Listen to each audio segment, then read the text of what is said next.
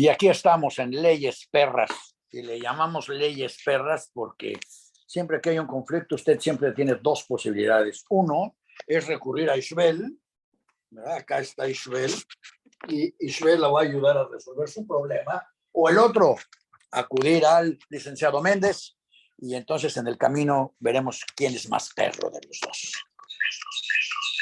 Muchas gracias, muchas gracias. Y ahora vamos a hablar hoy, dijimos que vamos a hablar de un tema muy importante, que es el de los sindicatos laborales. Bueno, todos los sindicatos son laborales, ¿verdad? Así es. Entonces vamos a hablar de sindicatos laborales. Hay sindicatos de patrones y hay sindicatos de trabajadores. ¿Hay sindicatos de patrones? Sí, la Coparmex es un sindicato. La Coparmex es un sindicato de patrones, Canaco, Canacintra, Canirac. Hay algunos que están constituidos legalmente como sindicatos, pero la ley federal del trabajo cuando habla de que es un sindicato, te lo dice específicamente que pueden ser tanto de patrones como trabajadores. De patrones bastan 2 patrones que se quieren sindicalizar, y de trabajadores con 20 te puedes sindicalizar. En ambos casos es el estudio y mejoramiento de sus condiciones, ¿no? 2 patrones se pueden unir para planear de manera estratégica como sus métodos de producción, que les salgan más baratos, combinar esfuerzos, y los trabajadores pues, se coaligan para la defensa de sus intereses. Evidentemente los objetivos o las finalidades de cada uno de estas figuras es diferente. Casi no se ve el sindicalismo patronal, ¿no? El sindicalismo patronal más claro es el Coparmex. De hecho, aquí en Baja California, particularmente aquí en Tijuana, cuando su servidor fue presidente de la Junta Local de Conciliación y Arbitraje, que ahí era donde damos las certificaciones de sindicatos, tanto de patronos como trabajadores, el único sindicato patronal que teníamos registrado era Coparmex. Las otras cámaras empresariales no estaban registradas como sindicatos, aunque son sindicatos, se puede decir de alguna manera irregulares. Hablar de sindicalismo, Daniel, las personas que amablemente nos están escuchando, nos están viendo, pues es un mundo muy, muy, muy amplio. Podemos entrar a platicar de cualquier tema, del sindicalismo blanco, del sindicalismo oficial, del sindicalismo de los burócratas, del sindicalismo charro, etcétera, etcétera, ¿no? Es un tema muy de moda ahorita, del sindicalismo, y es a propósito de la firma del Tratado de Libre Comercio y el TEMEC, que ya anteriormente teníamos uno firmado, pero que fue en épocas recientes fue modificado, y una de las condiciones que ponían nuestros socios, los americanos y los canadienses, presionados por los sindicatos más fuertes de Estados Unidos, que están agrupados en una sola organismo, presionaban al Senado y al Congreso de los Estados Unidos para que presionaran a su vez en su momento a Trump o a Barack Obama. Más que nada a Trump fue el que le tocó firmar lo presionaban los sindicatos al presidente de la República de los Estados Unidos para que presionara a México a su vez para que modificara el sistema del sindicalismo mexicano. ¿Por qué? El sindicalismo mexicano ha tenido y tiene una característica muy especial desde su nacimiento, ¿no? Si bien el objetivo básico y principal del sindicalismo es el estudio y mejoramiento de los intereses de los trabajadores, ese tema se ha desnaturalizado y había un sector del sindicalismo, no quiero decir que todos, pero sí una gran mayoría, que era un sindicalismo que no cumplía con sus funciones. Según números de la Secretaría de Trabajo Federal, Luisa María Alcalde, hay 700,000 contratos colectivos de trabajo registrados en toda la República. Y dice ella que de esos 700,000, solamente 200,000 contratos colectivos son contratos verdaderos. ¿Qué quiere decir? Que los otros 500,000 contratos colectivos de trabajo que son sindicatos de papel o son sindicatos de protección, ¿no?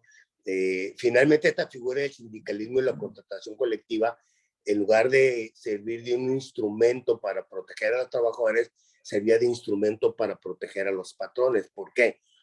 Porque, un ejemplo, cuando llega un inversionista americano o canadiense o japonés o coreano, de cualquier tipo, a Tijuana a invertir, generalmente la maquila, llegan los inversionistas, platican con un abogado y le dice, licenciado, ¿qué es lo primero que tengo que hacer yo para estar segura de mi inversión? Y lo primero que no conocía, firmó un contrato colectivo con un sindicato. ¿Y de qué le estimaba firmar un contrato colectivo de trabajo con un sindicato?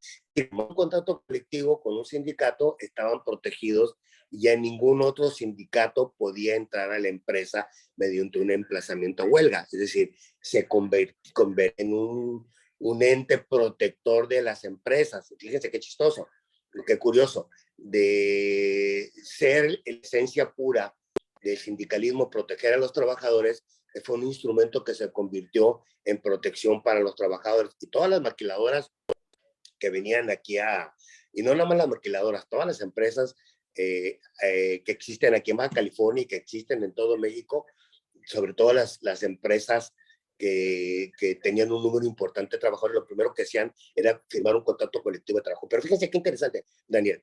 Firmabas el contrato colectivo, iba el gerente de recursos humanos, iba el abogado y el líder sindical, iban a la Junta de Conciliación, firmaban un contrato colectivo, lo depositaban en la Junta, el gerente de recursos humanos iba a su oficina con el contrato colectivo, abría un cajón y lo metía a su cajón. El líder sindical llegaba con su contrato colectivo y lo metía a un cajón, ¿sí? Nunca salía ese contrato colectivo del cajón, nunca, pero nunca. Nada más que el líder sindical iba cada fin de mes por su cuota, un salario mínimo, ¿verdad? Y la empresa, pues no lo utilizaba para nada.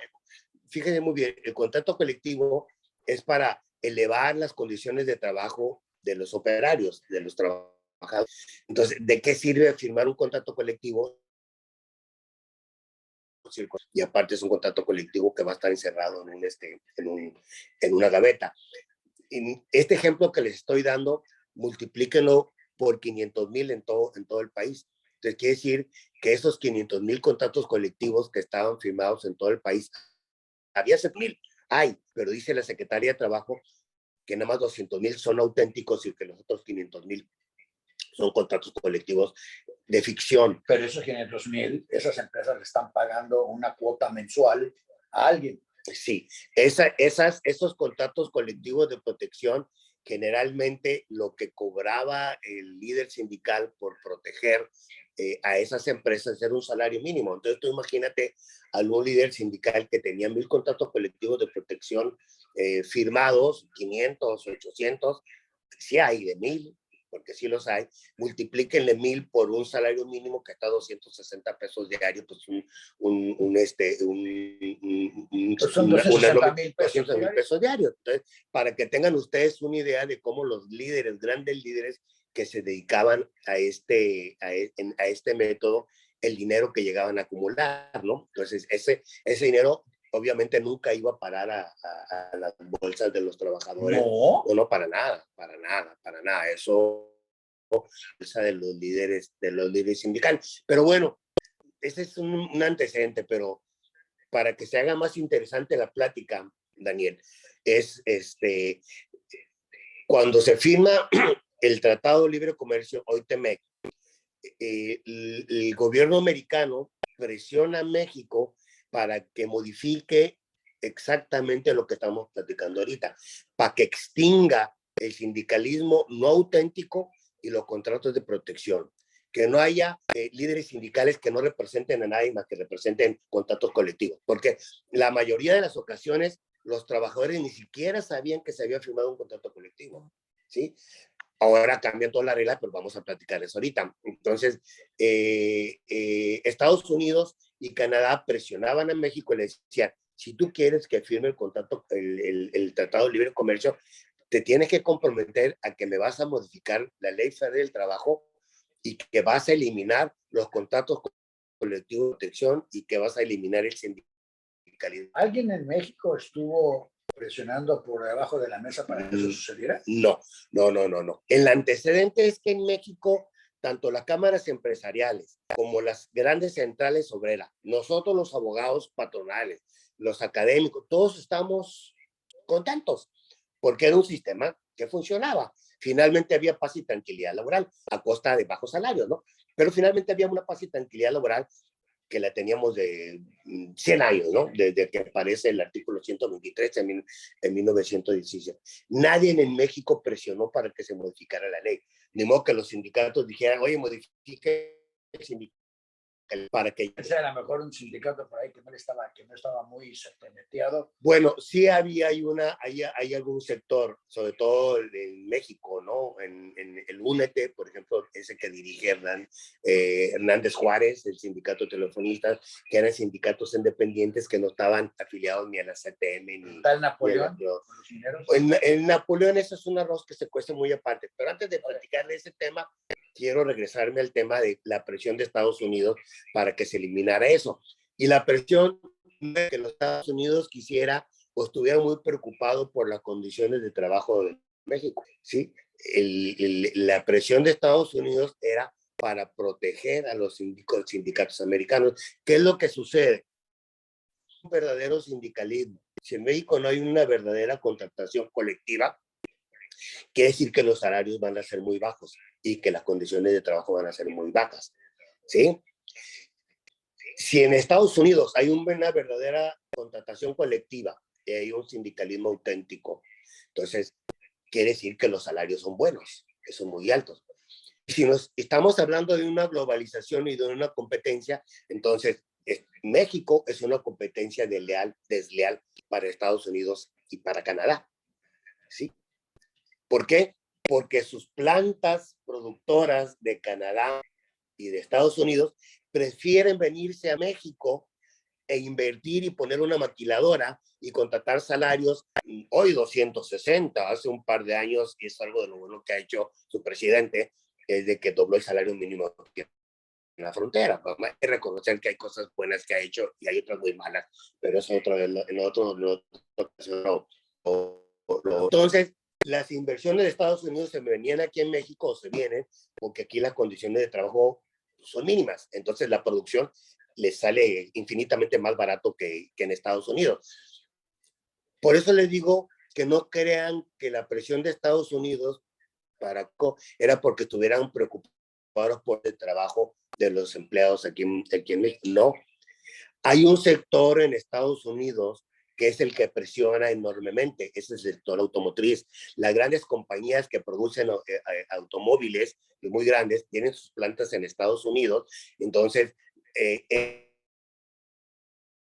esas traen las plantas para acá, entonces los afectados son los sindicatos de los Estados Unidos y los trabajadores de Estados Unidos. Entonces le dicen a México, exígeles que termine el sindicalismo blanco, exígeles que no haya de protección y modifican la ley para poder firmar libre comercio. De hecho, en el capítulo, no me acuerdo, 21 del TEMEC, que habla, no me haga mucho caso el número, que habla de las condiciones de carácter laboral que se establece para poder firmar el tratado de libre comercio, ahí se está que México debe de reformar la ley y que México debe de separarse de lo que era el sindicalismo blanco y de los contratos de protección. Finalmente, el 1 de mayo, el 24 de febrero de 2017 se reforma la Constitución, ya pensando en que íbamos a firmar el Tratado de Comercio, y el 1 de mayo de 2019 se reforma la Ley Federal de Trabajo y ahí textualmente desaparecen de tajo el sindicalismo blanco y el sindicalismo de protección. ¿Cuál era la fama? La fama que tenía el sindicalismo en México, un sindicalismo corrupto, un sindicalismo, no me refiero a todos, hay líderes auténticos, yo los conozco, hay amigos míos, muy buenos amigos míos, sobre todo el sindicalismo de protección, yo lo llegué a trabajar, lo reconozco, conozco a líderes que se dedicaban a eso, a brindarle protección a las empresas norteamericanas durante décadas, había una paz y tranquilidad laboral, efectivamente a costa de salarios bajos de los trabajadores, pero eso se acaba, ¿no? Eso se acaba, no nada más eso, desaparecen las juntas de conciliación y arbitraje. Las juntas de conciliación y arbitraje siempre fueron catalogadas como corruptas, opacas, lentas, costosas, etcétera, etcétera, ¿no? Entonces, junto con el tema del sindicalismo blanco y la contratación colectiva auténtica, también se eliminan las juntas de conciliación, desaparecen, y la función jurisdiccional, quienes van a conocer ahora los conflictos obreros patronales, van a ser los tribunales dependientes del Poder Judicial, con sus correspondientes competencias federales y locales, ¿no? Entonces, es un gran cambio. ¿Qué pasa ahora? Ahora, como ya no existen los contratos de protección, ahora cuando una empresa quiere firmar un contrato colectivo, tiene que ir, platicar con la empresa, o no platicar con los trabajadores, que se afilien el 30% de los trabajadores que prestan servicios a esa empresa, que firmen, que vaya el líder sindical, que a través de una plataforma electrónica muy efectiva, que se meta y que le diga al Centro Federal de Conciliación y Registros Laborales, que así se llama, que le diga, yo quiero firmar un contrato colectivo de trabajo con X empresa, y estos son los trabajadores que están conmigo.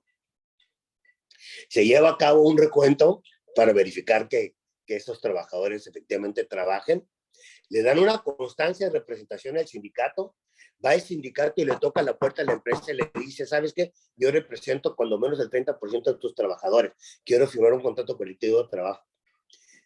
Discuten, se ponen de acuerdo, firman el contrato colectivo, convocan a una asamblea para que los trabajadores tengan conocimiento que se firmó ese contrato colectivo y expresen su voluntad de que si están de acuerdo o si no están de acuerdo. Están de acuerdo, se levanta el acta con toda la información, se manda la información al Centro Federal de Conciliación de Requisitos Laborales, y el Centro Federal de Conciliación de Requisitos lo revisa con lupa y se cumple con todos los requisitos que registra el contrato colectivo, ¿sí? Antes, ¿cómo era, Daniel? Antes me hablaba el inversionista, me dice, quiero firmar un contrato colectivo. Ah, sí, ¿cómo se llama tu empresa? Industria de ensambles fronterizos, ¿sabes? Ah, ok, no te preocupes. Colgaba y le hablaba por teléfono.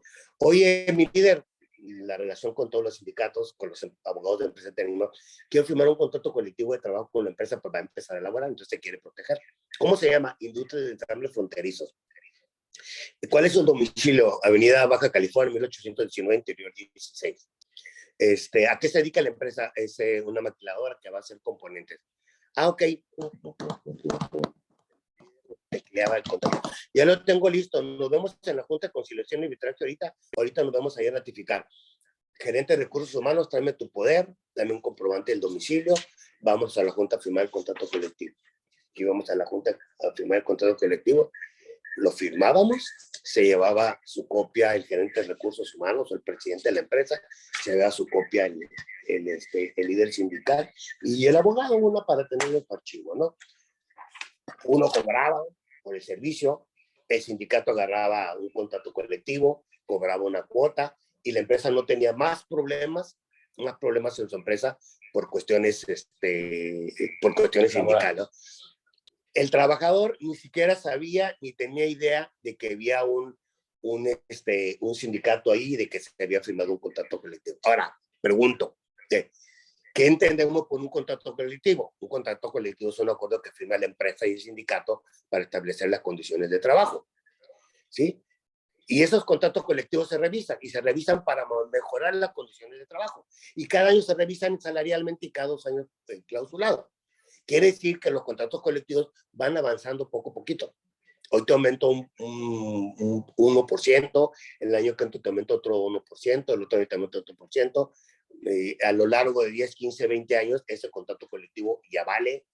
Ya sindicatos como Albarrojas, sindicatos como Telefonistas, Seguro Social, Petróleo Mexicano, sí funciona la contratación colectiva, sí funciona el sindicalismo blanco. Si nosotros hacemos un análisis de los contratos colectivos más valiosos que hay en el país, son esos contratos colectivos. Telmex, Telnor, teléfonos de Baja California, Seguro Social, Pemex, Comisión Federal de Electricidad, bancos, son empresas que tienen sus contratos colectivos y que hay vida sindical auténtica y que hay verdaderas revisiones y sus prestaciones son, si la ley te dice que son 15 días de aguinaldo, revisa sus contratos colectivos y la mayoría es el doble. Si la ley te dice que son 6 días de vacaciones el primer año, revisa ese contrato y esos contratos casi te los dobletean los burócratas. Por eso yo me atrevo a decir que el sindicato y la contratación colectiva, si son manejadas de una manera como debe de ser, son instrumentos verdaderamente auténticos que son beneficio del trabajador. Obvio la empresa paga, el trabajador gana más salario, más impuestos, más consumo, y es una bola en donde todos nos beneficiamos. Sí, Daniel, dime. Pero todo eso que acabas de decir, yo lo pienso en Tijuana, donde la rotación de personal es extraordinaria. No me puedo imaginar que haya personal que dure en una maquiladora un tiempo para una revisión, donde realmente los salarios son muy malos realmente. Sí. Por eso no les dura a la gente, además, y no les importa, porque hay mucha gente. Si tú hablas de la figura de la rotación personal, yo la observé mucho y la vi mucho cuando me tocó la suerte de ser presidente de la Junta de Conciliación. Me invitaban a reuniones del Daritac, de esas de cámaras empresariales, donde, sobre todo de la maquila, en donde me platicaban mucho ese problema. Había mucha rotación de personal. Yo lo menciono porque se tienen que firmar, luego tiene que venir alguien, proteger que están ahí, ya la mitad no está ahí. Ok, pero te lo voy a manejar de otra manera. ¿Por qué en el hipódromo de Bucaliente no hay rotación? ¿Por qué en Telnor no hay rotación? ¿Por qué en Comisión Federal de Electricidad no hay rotación? Porque hay contratos colectivos buenos. ¿Quieres arraigar a la gente? ¿No quieres que la gente que tú capacites se quede contigo? Págale mejor. Si no le pagas mejor, se te va a ir. Entonces, la tendencia de estas reformas, el espíritu intrínseco de estas reformas que se van a hacer es precisamente que como va a haber contratación colectiva, no haya rotación no haya rotación de personal y que la gente se arraigue más al puesto, porque a través de la contratación colectiva vas a implementar nuevas condiciones de trabajo. Déjame decirte una cosa. Estamos hablando de un método, un mecanismo, un instrumento totalmente nuevo. No tenemos más de un año que en Baja California acaba de entrar en vigor en el mes de abril. En este año entra en vigor en el Distrito Federal, en el Ciudad de México, perdón, en Sonora, en Chihuahua, en algunos otros estados. Estas reformas se implementaron en un programa de 3 partes, en donde primero entraron los estados chicos, y luego los estados más grandes y por último los estados más numerosos. Es un paradigma. Te estoy hablando tú ahorita del espíritu y de la teoría y el objetivo. Tenemos que ver cómo se va a desarrollar. Yo me pongo a pensar, de esos 700,000 contratos colectivos, solamente 200,000 son auténticos, pero también los obligaron a legitimarlos y nada más han legitimado 4,000, ¿sí? Y tienen de término hasta mayo del año que entra para legitimarlos, y si no los legitiman, se van a archivar. Eso quiere decir que para el mayo del año que entra va a ser un cementerio de contratos colectivos. Los van a archivar casi todos, y yo estoy seguro que no van a quedar más de 20, 30,000 contratos colectivos en todo el país. Es una buena carrera para quienes nos están viendo, es ser líder sindical para prepararse para este... No hay ninguna duda que van a morir muchos sindicatos pequeños, muchos sindicatos que no tienen la infraestructura, porque ahora ya al líder sindical no le conviene ir a firmar un contrato colectivo, porque tiene que ir a trabajarlo. Antes era como el método que yo te decía, que lo firmábamos y nos íbamos a nuestra casa y ahí se quedaba encerrado, y nunca se iba a dar cuenta el trabajador que tenía un contrato colectivo firmado, ni nunca lo iba a saber. Ahora a fuerzas lo tienen que saber para firmarse, a fuerzas lo tienen que saber para firmar las revisiones, a fuerzas lo tienen que saber para legitimar los contratos colectivos. O sea, ya no se puede hacer espalda de ellos. Y te insisto, al año que entra, para mayo, y ya me acuérdate, Daniel, van a morir cientos de miles de contratos ¿Y colectivos. qué va a pasar? Que nada más van a quedar 20,000, 10,000, 15,000, 20,000 contratos colectivos en todo el Y país. todos los demás No va a haber sindicatos, se quedan sin sindicatos. y se abre abierta la lucha para ver que los sindicaliza. Queda abierta la lucha, ya está abierta desde ahorita, para ver si hay líderes sindicales auténticos, ¿sí? O naturales dentro de las mismas empresas, no tienen que ser de afuera, tipo europeo. En Europa, en España, son sí, puros sindicatos de empresas, son ¿cómo le llaman? Bueno, no recuerdo ahorita, pero son de los mismos trabajadores, no intervienen factores externos, sino de los mismos comités de empresa, los mismos trabajadores. Pueden venir los sindicatos americanos. Bueno, no, pueden venir y asociarse asesorar a los líderes sindicales aquí para que es lo que han estado haciendo, ¿eh? Porque los sindicatos americanos finalmente están representando cada vez más a los hispanos y mexicanos trabajando en Estados Unidos. Pero te voy a hacer un comentario. No sé si tú te acuerdas que el año pasado en Tamaulipas hubo unos estallamientos de huelga masivos. Creo que estallaron 70 empresas al mismo tiempo. ¿Sí? Es algo ilógico. A mí me ha tocado participar en empresas como abogado de empresa y como abogado de sindicato que quieren estallar una huelga. Y tú no tienes idea del trabajo logístico que tiene estallar la huelga en una empresa. Ahora imagínate tú estallar el 74 al mismo tiempo, el mismo día y con miles y miles y miles de trabajadores. Para poder hacer eso es dificilísimo. Dicen las malas lenguas que algunos líderes sindicales que vivían allí en Canadá y que ahora están aquí en México y estaban asociados con gente no sé si de la 4T, pero por el estilo, y que ellos fueron los que asesoraron a todos los trabajadores de Tamaulipas para que estallaran la huelga, pero eso no fue como movimiento natural, sino fue algo que estuvo totalmente dirigido desde Estados Unidos y desde Canadá. De hecho, con el Tratado de Libre Comercio, si algún sindicato canadiense o americano ve que se están violando las condiciones o las normas de trabajo, sobre todo sobre el sindicalismo en México, ellos pueden promover un mecanismo de respuesta rápida, poner su queja y juntan a las partes, y si resulta que se está violando, hay sanciones muy severas para lo del Tratado del Libre Comercio, y ha habido 4 o 5 aquí. ¿Y en qué empresas crees que son? Automotriz. ¿Sí? Ahí es claro. Yo ya puedo oír los gritos de los santurrones hablando de México y nuestra soberanía, pero en realidad esto es buenísimo para los trabajadores. Sí. No tengo porque van a ganar más. Sí. A lo mejor hasta ganan lo suficiente para quedarse en México y ya tienen que ir. A lo mejor pueden vivir de su sueldo y quedarse en esa empresa y crecer. Y si crecen, a lo mejor podemos imitar el ejemplo chino, y si se quedan en la empresa, aprender lo que están haciendo, reproducirlo, mejorarlo y crear empresas que surgieron de maquiladoras como las chinas, y que al rato dominan un área completa de lo que sea, gracias a los empleados que por quedarse y aprender y progresar dentro de la empresa, pudieron o recrearla o mejorarla desde dentro. Entonces, de una vez, mejor por un saludo a quienes, a todos los santurrones que quieren decir, ¡ay, la soberanía! Ninguna soberanía de nada. La soberanía no está en juego en el momento en que estamos aceptando producir para otros países porque nos conviene. Aquí lo bueno de todo esto es que ahora nos conviene también ser empleados de esas empresas porque nos van a pagar mejor y en mejores condiciones. Ese es el espíritu del sindicalismo y de la contratación colectiva desde que nació, y con influencia de países europeos. O sea, te voy a contar una anécdota para cerrar el programa de hoy y dejar esto planteado para abrir de otros sindicatos y de otras cuestiones para todos los trabajadores que estén interesados. Bueno, y los dueños de empresas también, porque esto afecta a todos por parejo.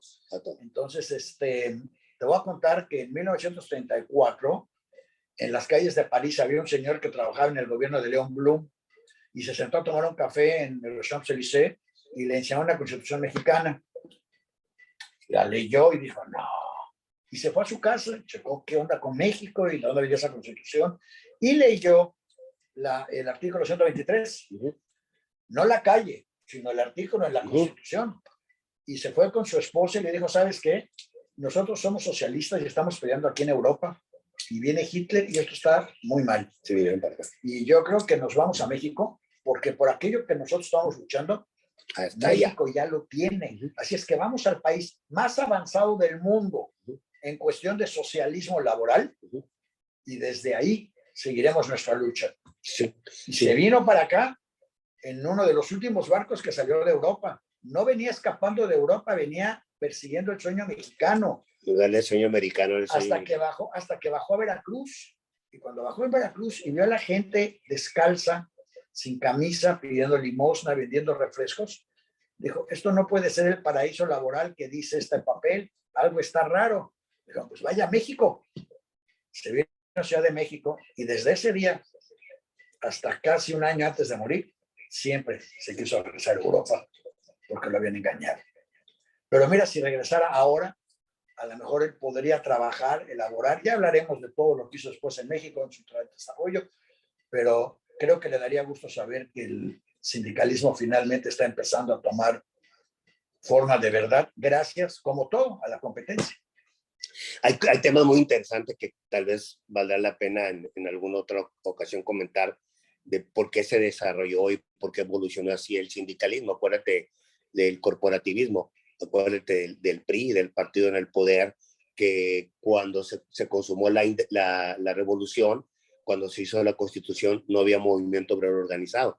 Entonces a Venustiano Carranza, observando que no había movimiento obrero organizado, le pidió a Luis N. Morones que organizara a los trabajadores mexicanos en grandes centrales para controlarles. ¿Cómo los controlaba? A través de cotos de poder. ¿Cuáles eran esos cotos de poder? Senadurías, regidurías, gobernaturas, presidencias municipales, diputaciones federales.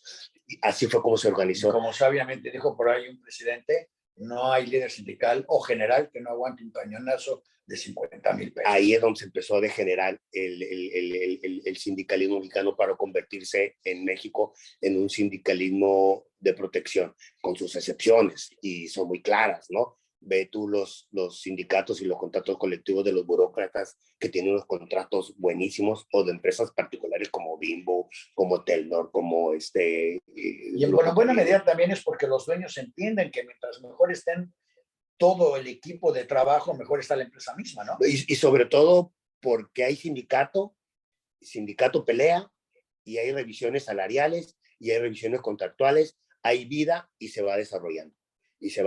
Pues, y ahora te vas a dar cuenta que las mejores empresas, las mejor pagadas son las que te estoy comentando. Pues los que se van a dar cuenta de todo esto son todos nuestros radioescuchas, línea escuchas, teleescuchas, telefónico escuchas y todos los que quieran escuchar, ver y participar en el programa.